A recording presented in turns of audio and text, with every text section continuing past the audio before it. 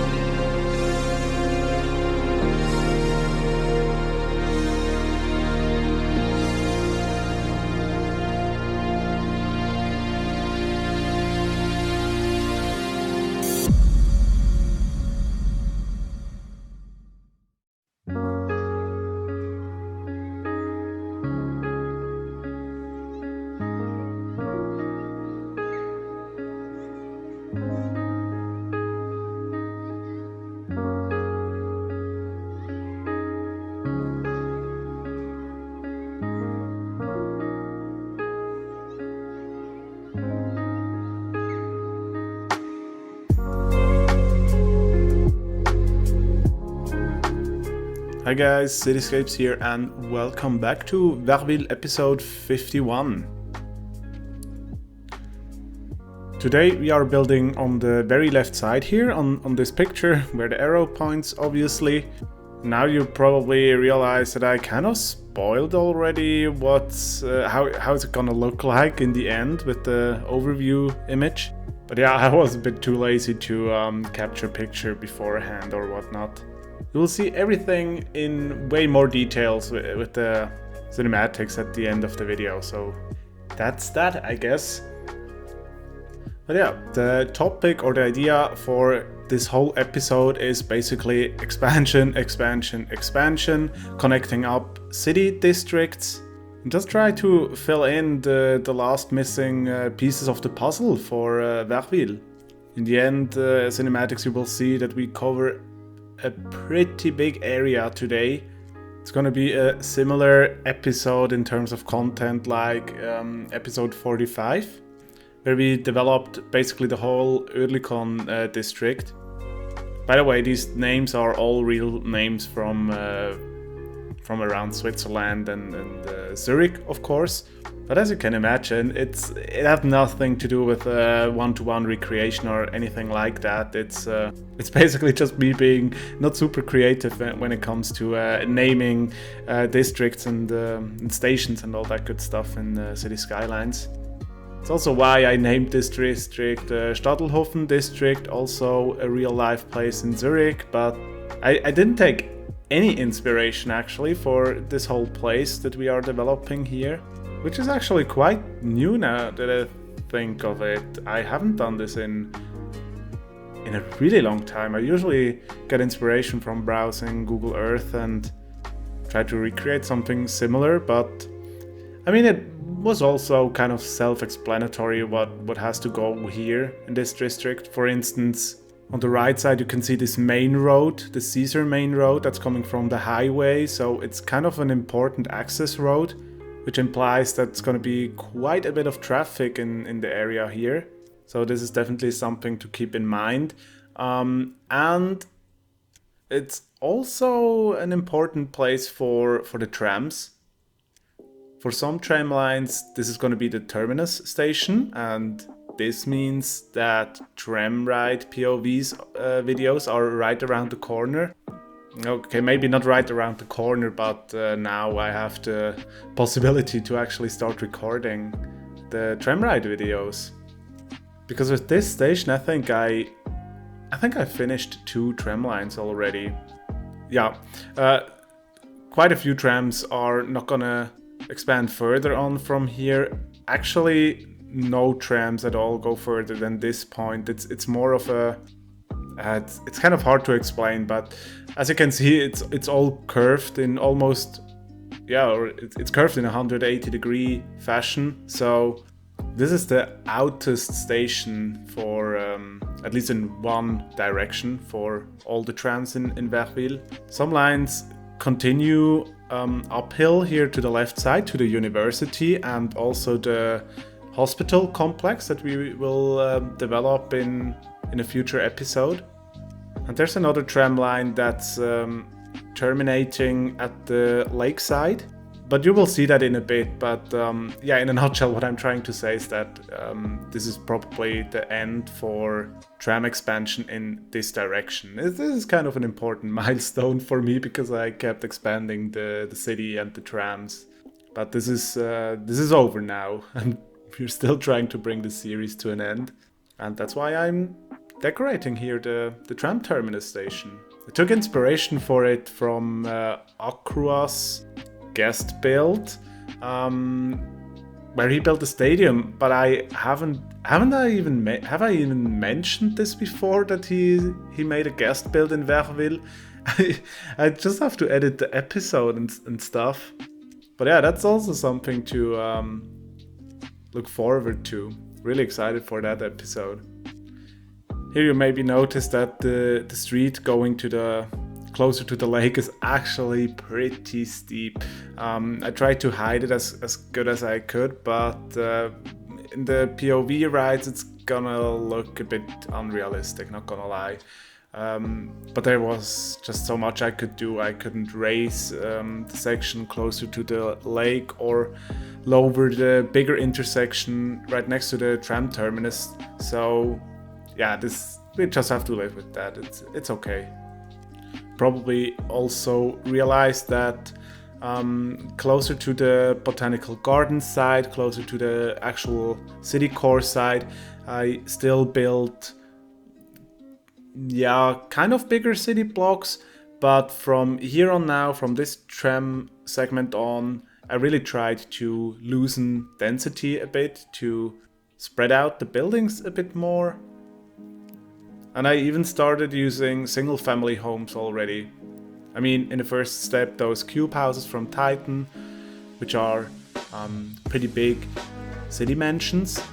But beyond those blocks that I'm filling right now, I really switched to pretty small single family homes already. I know it's still kind of a harsh transition to low density. But I think it worked out in the end. It doesn't look too out of place. And I think it's good enough for City Skylines. I mean, in real life you would continue on and on and on with those single family homes until the horizon, basically. Nothing I'm especially looking forward to do here in City Skylines, or just have to take some shortcuts, obviously. Also, a thing I try to do is sprinkle in some modern buildings in between those city blocks, because even though a lot of those row houses are still pretty old, they are not protected anymore by, what's the proper word for it? Let me just check real quick. The monument protection. You know, just to protect older historical significant buildings and whatnot. But let's enjoy this view real quick. Isn't it super cool how everything is buzzing, full of life? I really like that. Maybe I should record some more cinematic overviews like that, where everything is moving super quickly, you know? That could be a thought.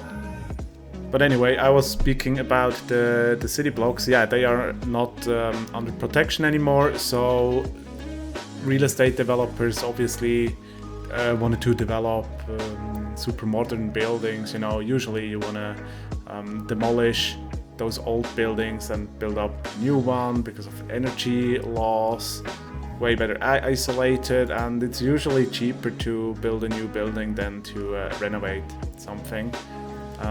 Yeah, that's what I try to represent here a bit, sprinkle in a lot of super modern buildings. And when I was editing this video and I went to this part here when I'm building this parking lot, I realized how interesting it is to see on what kind of little projects you spend how much time on. And this parking lot was actually surprisingly time intense to build, you know, for such a small detail that's not even looking that great in the end. I mean, it's a parking lot. And also, you Americans are quite often obsessed with your parking lots and you really enjoy building those. I haven't really paid attention to that at all. And when I did, then it was usually underground parking lots, because that's way more common here in Europe or Switzerland at least. Yeah, it was just funny to see that in the same amount of time that I spent on this parking lot, I could basically develop 2 or 3 city blocks, which cover a way bigger area. But yeah, as soon as you start to dig into or dive into detailing a bit, progress is just slowing down immensely and you don't get to cover that big of an area. That's why I realized that also while building, so I tried to pull myself out of it and just slap some decals, some tire skid marks onto the asphalt and and leave it like that. Because as I said before, like in episode 45, when we also developed a really big area, obviously level of detail has to come down, otherwise there's no chance to make that kind of progress in a single episode. But I think in the end it's all about the balance, you know, between detail and the scale of the actual project. So this area is not meant to be looked at from super close for the super high realistic close-up cinematics. It's more of a filler thing, basically. Maybe you could even say that for cinematic shots, it's not even that necessary to have a super high level of detail. I mean, Across is probably the best example of having a really good balance between detail and making progress in his episodes. I think super high level of detail is more relevant for people that just love doing screenshots, sharing the screenshots, picking out one specific area and detail that top notch, obviously. But that definitely wasn't the goal here, even though from time to time I spent a bit more time on a project. But for instance, this one here, the park along the river, no, not river, the lakeside, is a good example for not having too many details, but it still kind of works in the end.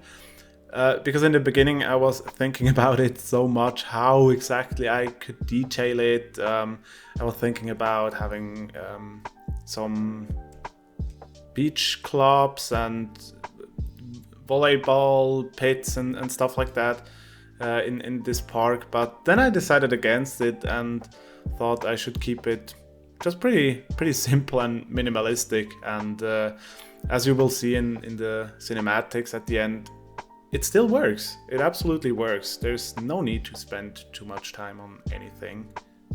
Not anything, everything. Gosh, my English is not the best anymore. I should really keep doing those voiceovers. They actually help me expanding my vocabulary and training English as well. So I think it's been 2 weeks since I recorded the last voiceover. So yeah, we'll see how things go from here on. Still plan to release the episodes in a serialized fashion, as I mean, we talked about that already in the last episode. I have to say, something that I'm really not too good at still is doing realistic greenery. Now that I look at the time lapse here, I know some people out there, for instance, Austrian Spider and Rovendi, especially Rovendi as well, they are so good with greenery, holy crap. I really like to have them on board for a collaboration sometime. I actually planned something a little with Austrian Spider. By the way, big shout out at those two guys out there, really big shout out. But yeah, I planned a collaboration, but as you can tell, things went a bit in a different direction. But I mean, even though I'm not super active anymore, we could actually still do that. Yeah, another idea, I should actually write this down. It's good. Get back in touch with people. Alright, so for the last thing on the plate today is a sewage treatment plant. Oh yeah, and by the way, on the left side of the screen you can see the actual terminus loop for the tram line. This is the most eastern point, I think. I think it's the most eastern or southeastern point of the tram network, basically. So also the sewage treatment plant here is kind of far away from the city, and also downstream, of course, because you don't want to have the stuff that's coming out of the sewage treatment plant flowing through the city. So yeah, this is as far away as downstream as it gets. I don't really plan to expand the city. No, I really don't plan to expand the city beyond this point here. Obviously, I'm gonna do some landscaping and have some really cool highway infrastructure there as well. The highway is in a tunnel on the top. I mean, gosh, I trip over my own tongue here. I'm really having a difficult time with words today. Anyway, it's not really relevant for today's episode, but you can look forward to highway episodes, Caesar episodes, cool intersection stuff. I also have the airport DLC. This is probably gonna be the very last thing I want to add to Verville, the airport, in the end, because I know it's gonna make it even more laggy. I need quite a few assets as well, and after that it's probably not gonna be playable anymore. But yeah, don't worry, I have still the Citadel that's also in the works, and also my other series that I'm super excited to properly start editing at some point.